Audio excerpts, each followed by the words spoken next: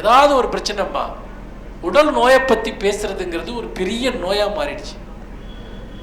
சதா ஏதேனும் ஒரு நோயை பற்றி பேசிக்கொண்டு, எப்போதும் பருவநிலையினை பற்றி புகார் செய்து கொண்டு, வெயில் அடித்தா வெயில் ஜாஸ்தியாக இருக்குமா, பனி பெஞ்சா பனி ஜாஸ்தியாக இருக்கு, மழை பெஞ்சா ஐயோ மழை பெய்யுது. அப்போ இதில் ஏதாவது ஒரு பருவத்தில் நம்ம இருந்து தானே ஆகணும். எப்போதும் பருவநிலையை பற்றி புகார் செய்து கொண்டு, சிறிய வருமானத்திற்கான சிறிய கணக்குகளை எழுதி கொண்டு இருக்கிறதுல ரொம்ப டார்ச்சரானது இதுதான். சிறிய வருமானங்களுக்கு சிறிய கணக்குகளை எழுதி கொண்டு அதிர்ஷ்டத்தின் வருகையை எதிர்கொண்டு அதிர்ஷ்டத்தின் வருகையை எதிர்நோக்கி கொண்டு யாருடைய சாவுக்காவது காத்து கொண்டு, ரொம்ப பேர் அப்படி இருக்கா, நம்ம எப்ப சாவா அப்படின்ட்டு யாருடைய சாவுக்காவது காத்து கொண்டு நமது தூக்கு கயிற்றின் உறுதியை சோதித்து கொண்டு, ஒன்று அடுத்தவன் எப்ப சாவான்னு நினைப்பான், இல்லை நம்ம எப்ப சாவலான்னு நினைப்போம். இது ரெண்டு தான் மிக முக்கியமான சிந்தனை.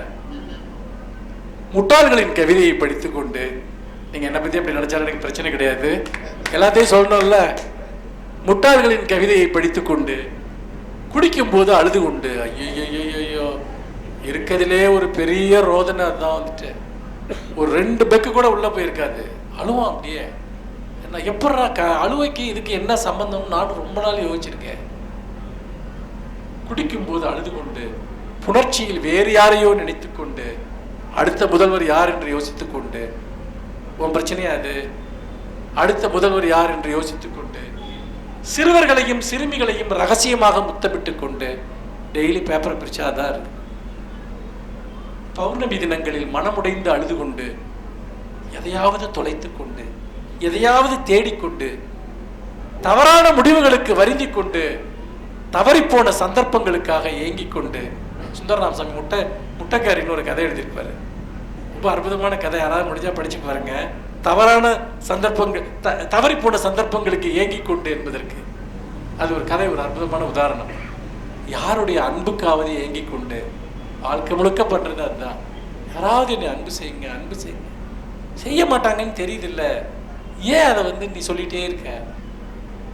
யாரையாவது இணங்க செய்து கொண்டு, கடன் கொடுப்பவர்களிடம் நட்பு பாராட்டி கொண்டு, நம்ம ஃப்ரெண்ட்ஷிப்பாக இருக்கிற பெரும்பாலான ஆள் அவன் தான். வந்துட்டு கடன் கொடுப்பவர்களிடம் நட்பு பாராட்டி கொண்டு, சிறிய தவறுகளுக்கு பெரிய தண்டனைகள் கொடுத்து கொண்டு, பிறரது கடிதங்களை திருடி படித்துக் கொண்டு, தன் வழியே போகும் எறும்புகளை நசுக்கி அழித்துக் கொண்டு, கூண்டுகளில் பறவைகளை அடைத்து வைத்துக் கொண்டு, போலி கடவுள்களிடம் கண்ணீர் சிந்திக் கொண்டு, எதிர்காலத்தை அவ்வளவு உறுதியாய் திட்டமிட்டு கொண்டு பிளான் பண்ணிட்டே இருப்பான். அப்படி ஸ்கெட்ச் போட்டு ஒன்று கூட நடக்காது. ஆனால் சில பேர் பாருங்க, ஏதாவது ஒரு பிளான் சொல்லிட்டே இருப்பான் அவன் வாழ்க்கையை பற்றி, ஒன்றுமே நடக்காது. எதிர்காலத்தை அவ்வளவு உறுதியாய் திட்டமிட்டு கொண்டு, தூக்க மாத்திரைகளை விழுங்கி கொண்டு, மற்றவர்களின் கடமைகளை நினைவிட்டு கொண்டு, நமது இயலாமையை மறைக்க யாரையாவது சவுக்கால் அடித்துக் கொண்டு, பூனைகளுக்கு உணவு தர மறுத்து கொண்டு, யாரையாவது இறுக பற்றி கொண்டு, உடல் குறைபாடுகளை பற்றி சிந்தித்துக் கொண்டு, மலிவான வாசனை திரவியங்களை பயன்படுத்தி கொண்டு. இது ஒரு பெரிய கொடுமைங்க. இது அதாவது இருக்கிறதுலே ஒரு மோசமான சண்டை போட்டு வருவான், நமக்கு செத்துறலான்னு தோணும். அப்படியே அதை பற்றி அவனுக்கு மட்டும் அந்த வாசனை உறுத்தவே உறுத்தாது, சுற்றி இருக்க எல்லாருக்கும் அது ஒரு மிகப்பெரிய கொடுமையாக இருக்கும். அது மலிவான வாசனை திரவியங்களை பயன்படுத்தி கொண்டு, யாருடைய உள்ளாடையோ திருடி முகர்ந்து கொண்டு, பொது அறிவை வளர்த்து கொண்டு, ஜென்ரல் நாலேஜ் இருக்க ஒரு பெரிய பிரச்சனை. டெய்லி ஜென்ரல் நாலேஜ் புக்கு படிக்கிறவன், ஜிகே படிச்சுக்கிட்டு இருக்கேன்னு சொல்கிறவன், உனக்கு எதுக்குடா? அறிவு வளர்றது தான் முக்கியம், பொது அறிவு வளர்றது முக்கியம் இருக்கு. சென்ஸ், எப்படி நடந்துக்கிறணும், சக மனுஷன்ட்ட எப்படி பேசணும், ஒரு கல்ச்சர், ஒரு மரியாதை, ஒரு அன்பு, இதெல்லாம் தான் அறிவு. நம்ம பண்ணுற வேலை, இதை பற்றி இதுதான் அறிவே ஒழிய எந்த நாட்டு ஜனாதிபதி, அவர் எங்கே, எந்த நாட்டு தேசிய கொடி, அது என்ன கலரு, எதுக்கு உனக்கு அதெல்லாம்? சதா பொது அறிவை வளர்த்து கொண்டு, எதற்காவது பயன்படும் என்று எல்லாவற்றையும் பாதுகாத்து கொண்டு. நிறைய வீட்டில் குப்பை சேர்றது அப்படிதான், எந்த பொருளையுமே தூக்கி எறிய மாட்டேங்குது, எதுக்காவது யூஸ் ஆகும் அப்படின்னு. மனுஷங்களே அப்படி வச்சிருப்பான். இவன் எதுக்காக பயன்படுவான், எதுக்கு இவனை பயிற்சிக்கணும், இவனை எடுத்துட்டு போறான் ஒரு ஓரத்தில் அப்படின்னு நினைக்கிறது. சொற்பொழிவுகளுக்கு கைதட்டி கொண்டு, சில பேர் வழக்கமாக ஜோக்கு சொல்லிக்கிட்டே இருப்பான். அவன் ஜோக்கு சொல்ல ஆயத்தமாகலே அவன் சிரிக்க ஆரம்பிப்பான். அது எப்படின்னா இந்த டாக்கு பிஸ்கட் போடையில் அது ஆட்டோமேட்டிக்காக வாலாட்டும் இல்லையா, நம்மளை அப்படி பழக்குவானுங்க வந்துட்டு.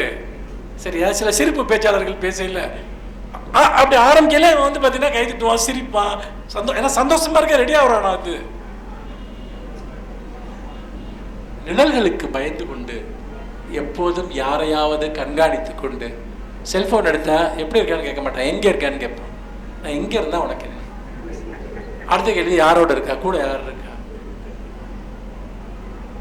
யாரையாவது கண்காணித்து கொண்டு உடல் பயிற்சியினால் மரணத்தை வெல்ல முயற்சித்து கொண்டு.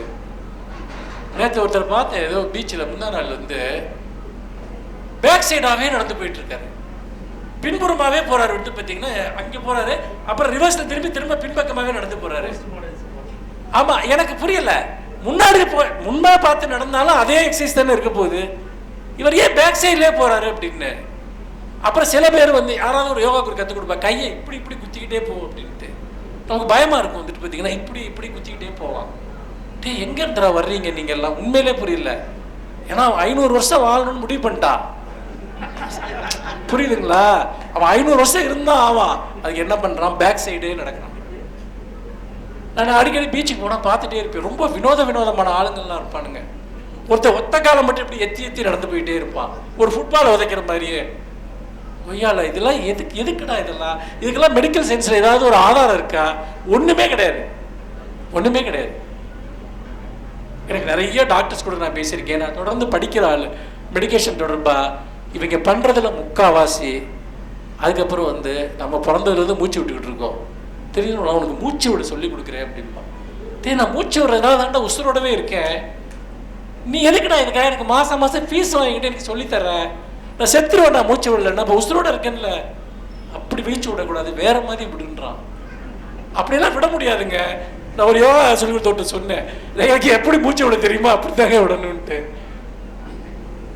உடற்பயிற்சியினால் மரணத்தை வெல்ல முயற்சி செய்து கொண்டு எளிய இறக்கங்களால் நம் மனிதத்தன்மையை நிரூபித்துக் கொண்டு, யாருக்காவது பிச்சை போடுறது நான் வாழ்க்கையில் ஒரு பெரிய கடமையாக சொல்கிறவங்களாம் இருக்கான். தான் பிறந்த நாளுக்கு போய் அனாத ஆசிரமத்துக்கு சோறு கொடுக்குறவன் இருக்கான். ஆனால் பார்த்தா எரிச்சலாக இருக்குது உண்மையிலே. அன்றாடம் நீ யாராவது ஒரு மனுஷனை பார்த்துக்கிறியா, உன் கூட இருக்கவனை நீ ஏதாவது பார்க்குறியா, அவன் மேலே ஒரு சின்ன ஒரு கேர் உனக்கு இருக்கா? இவன் பிறந்த நாளுக்கு போய் அனாத ஆசிரமத்தில் சோறு கொடுத்தா நீ ஒரு பெரிய மனிதாபிமானியா? நீன்னு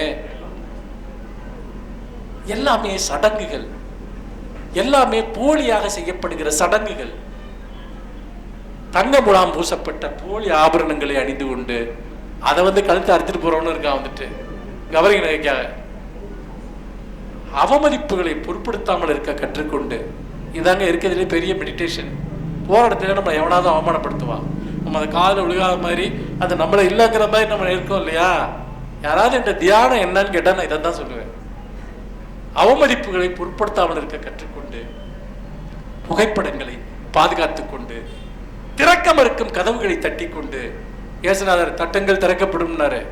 எவ்வளவோ பேர் நம்மளாம் தட்டிக்கிட்டே தான் இருக்கா, எவ்வளவோ கதவை அப்படிலாம் திறக்காது வந்துட்டு. நீங்களும் தட்டிருப்பீங்க நிறைய கதவுகளை. திறக்க மறக்கும் கதவுகளை தட்டி கொண்டு, வேலைகளுக்குள் நம்மை நாமே மறைத்து கொண்டு. வேலை மட்டும் இல்லைன்னா நிறைய பேர் செத்துருவான். சில பேர் வேலையினால சாகுறாங்க, அப்படிலாம் கிடையாது. சும்மா இருந்து பாருங்க, ஒரு மாசம் பைத்தியம் பிடிச்சிரும். வேலைகளுக்குள் நம்மை நாமே மறைத்து கொண்டு, நம் பால்யத்தை நினைவு கூர்ந்து கொண்டு, சின்ன வயசுல எவ்வளவு நல்லா இருந்தோன்னு. சின்ன வயசுல ஒன்றும் நல்லாலாம் இருந்திருக்க மாட்டோம், ஆனா வயசாக துக்கம் கூட்டிக்கிட்டே போகுது இல்ல. இப்போ சின்ன வயசுல நல்லா இருந்தோம்னு தோணும். உண்மையா யோசிச்சு பார்த்தோம்னா சின்ன வயசுலயும் கேவலமா தான் இருந்தோம், வாழ்க்கை அவ்வளவு கேவலமா தான் இருந்துச்சு நமக்கே தெரியும். சரி, நம்மளா கற்பனை பண்ணிக்கிறது தான் அது எல்லாமே. ஒரு மூலையில் சுருண்டு படுத்துக்கொண்டு, வேறு வழி இல்லை என்று எழுந்து கொண்டு, கொஞ்ச நேரம் தான் படுத்திருக்க முடியும். ஒரு மூலையில் சுருண்டு படுத்துக்கொண்டு, வேறு வழி இல்லை என்று எழுந்து கொண்டு, யாருக்காகவோ தியாகம் செய்து கொண்டு. யாருக்காகவோ தியாகம் செய்ய வைக்கிறதா அன்பும்பாங்க, பாசம்பாங்க. தங்கச்சி கல்யாணம் பண்ணிட்டு தான்டா நீ கல்யாணம் பண்ணணும். உனக்கு 35 வயசானாலும் சரி, 40 வயசானாலும் சரி, அதெல்லாம் தியாகம். குடும்பத்துக்காக பண்ற தியாகம். தியாகம் பண்ணிக்கிட்டே இருக்கணும் சாகுற வரைக்கும். அதை பற்றி எந்த உறுத்தலும் யாருக்குமே கிடையாது. எளிய உணர்ச்சிகளுக்காக பலியிட்டு கொண்டு, எப்போதோ நன்றாக இருந்தோம் என்று நினைத்து கொண்டு, எப்போதாவது நன்றாக இருப்போம் என்று நினைத்து கொண்டு, சாதாரணமானவற்றையெல்லாம் சிறந்ததென்று ஏற்றுக்கொண்டு, மன்னிக்க முடியாதவற்றை எல்லாம் மன்னித்து கொண்டு, நாம் ஏன் இப்படி இருக்கிறோம்? நன்றி, வணக்கம்.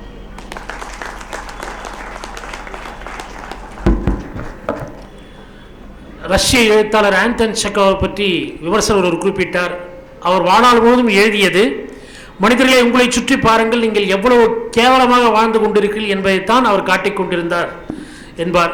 நம்முடைய பாசாங்கான வாழ்க்கையை கலைந்து போட்டு நிர்வாணமாக நிஜங்களை தன் உரையின் மூலம் நிகழ்த்தியிருக்கிறார் மனுஷ்யபுத்திரன். சுந்தர ராமசாமி கூறுவார், மொழி என்பது ஒரு வேட்டை நாயின் கால் தடங்கள் போனது. மொழி என்பது ஒரு வேட்டை நாயின் கால் தடங்கள் போல நீங்கள் புரிந்து கொள்வதற்குள் உங்களை அதை கடந்து சென்றுவிடும் என்பார். மனுஷனுடைய வார்த்தைகளை நாம் உள்வாங்கி இருக்கிறோம். ஒரு ஆவினம் அல்லது ஒரு பசு அசைப்படுவதை போல நாளை சிந்தித்து பார்த்தால் மேலும் பல புதிய வெளிச்சங்களை அது தரக்கூடும். மகத்தான ஒரு உரைக்கு, மகத்தான ஒரு கவிஞனுக்கு நன்றி. நன்றி உரை திரு வேலாயுதம். முதலில் நாளைய நிகழ்ச்சி குறித்தான செய்திகளை உங்களிடத்தில் பகிர்ந்து கொள்கிறோம். வரவேற்புரை திரு குமரன் துணை ஆட்சியர் அவர்கள், தலைமை ஆர் மணி அவர்கள், திட்ட இயக்குனர் அவர்கள். கலை நிகழ்ச்சிகளை மகரிஷி வித்யா மந்திர் பள்ளியும் அரசு மேல்நிலைப் பள்ளி ஐங்குணமும் வழங்குகிறார்கள். அதற்கு முன்னதாக நம்முடைய முத்தமிழ் மன்றத்தின் மூலமாக ஆத்தே முருகையன் அவர்களுடைய தெருக்கூத்து கலை 4 மணிக்கே நாளைக்கு தொடங்கிடுது. சிறப்புரையை நம்முடைய பாட புத்தகங்களில் சிதம்பர நினைவுகள் குறித்து பாலச்சந்திரன் சுள்ளிக்காடு என்கிற மிக முக்கியமான புத்தகத்தை சிதம்பர நினைவுகள் என்ற புத்தகத்தாக மூலமாக வாசிப்பு வாழ்க்கை என்று மொழிபெயர்ப்பாளர் KV சைலஜா அவர்களும், நம்முடைய ஏதிலி குருவிகள் என்று 11ஆம் வகுப்பில் பாடமாக வருகிற அழகிய பெரியவன் ஆசிரியர், எழுத்தாளர், திரைப்பட வசனகர்த்தா, இப்பொழுது 2 படங்களுக்கு வசனம் எழுதியிருக்கிறார். அவருடைய புத்தகம் படைக்கும் புது உலகம் என்கிற தலைப்பில் அவர் உரையாற்ற இருக்கிறார். நன்றி உரையினை வட்டார வளர்ச்சி அலுவலர் திரு வி கோவிந்தராஜ் அவர்கள் ஆற்ற இருக்கிறார்கள். நாளைக்கு கொஞ்சம் விரைவாகவே நம்முடைய பார்வையாளர்கள் வந்தால் தெருக்கூத்து கலையும் தமிழரின் தெருக்கூத்து கலைகளை இங்கே நிகழ்த்த இருக்கிறார்கள் என்கிற செய்தியை சொல்லி இந்த நிகழ்ச்சியிலே இதுகாரும் ஒரு வரவேற்புரை வழங்கிய நம்முடைய சீர்காழி நூலகர் மரியாதைக்குரிய வெங்கடேசன் ஐயா அவர்களுக்கும், இந்த நிகழ்ச்சியிலே மிகச்சிறப்பான உரையை எவ்வித குறிப்புகளும் இல்லாமல் பேசக்கூடிய அருமையான உரையாடல் கலையை உணர்த்திய பேச்சாளர் பே அன்பு ஐயா அவர்களுக்கும், நிறைய செய்திகள், ஏராளமான தகவல்களை தமிழோடு பொருத்தி நாங்கள் இப்போது இந்திக்கு தயாராகி இருக்கிறோம். இந்திக்கு தமிழ்நாட்டில் ஆதிக்கமாம், நீங்கள் எல்லோரும் வாருங்கள் நாட்டினரை செந்தமிழுக்கு தீமை வந்த பின்பும் இந்த தேகம் இருந்தொரு லாபம் உண்டோ, விந்தை தமிழ் மொழி எங்கள் மொழி அது வீர தமிழ் மக்கள் ஆவி என்போம்.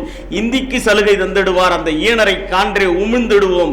எப்பக்கம் வந்து புகுந்துவிடும் இந்தி எத்தனை பட்டாலும் கூட்டி வரும் அற்பம் என்போம் அந்த இந்திதனை அதன் ஆதிக்கம் தன்னை புதைத்திடுவோம் என்று இந்திக்கு எதிராக மீண்டும் புரட்சியை அண்ணா அவர்கள் சொன்னது போல தமிழகம் முன்னெடுக்க இருக்கிறது என்பதையும் அழகாக தன் வாயிலின் வாயிலாக மிகச் சிறப்பான கவிதையோடு நிறைவு செய்த நூலக ஆணைக்குழுவினுடைய தலைவர் மனுஷ்யபுத்திரன் ஐயா அவர்களுக்கும், இந்த நிகழ்ச்சியிலே கலந்து கொண்டு சிறப்பாக அவர்களை சிறப்பு செய்த நூலக அலுவலர் நம்முடைய வட்டாட்சியர் பாலமுருகன், பல்வேறு தமிழ் அமைப்புகளுடைய பொறுப்பாளர்கள், வந்திருந்த வாசகர்கள், அருகிலிருந்து தொலைவிலிருந்து கேட்ட அத்துணை பேருக்கும் மீண்டும் ஒரு முறை நெஞ்சார்ந்த நன்றிகளை கூறி நாளை மாலை 4 மணிக்கு தெருக்கூத்து கலையில் சந்திப்போம். நன்றி, வணக்கம்.